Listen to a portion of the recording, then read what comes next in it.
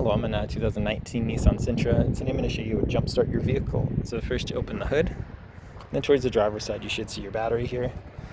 And then over here is your positive terminal, your negative, and you can usually see that on the batteries as well, near the terminals, to make sure you've got the right ones lined up.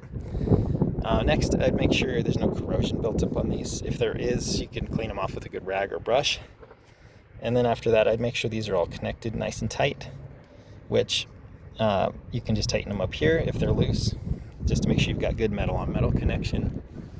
And then from there, whether you've got jumper cables or jump box, you'll hook your metal clamps, so your positive clamp across the metal here with a good connection, and then your negative clamp with as much metal contact as well on your negative. And if you're running to another vehicle, make sure the other vehicle is turned on with the motor running, and you're running your positive directly to the positive on the other car and your negative directly to the negative on the other car. You want to make sure you don't cross these by mistake, because that could cause damage to your electronic systems like your computers, fuses, all those sorts of things. But that said, once you've got these connected with a good connection for a few minutes or more, hopefully that's gotten you enough juice to get this started.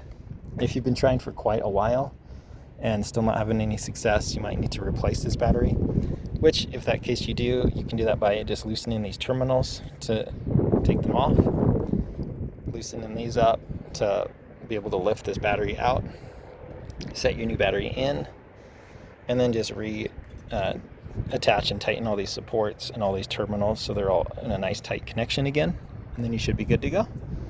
But I hope this was helpful. I hope you have a wonderful day.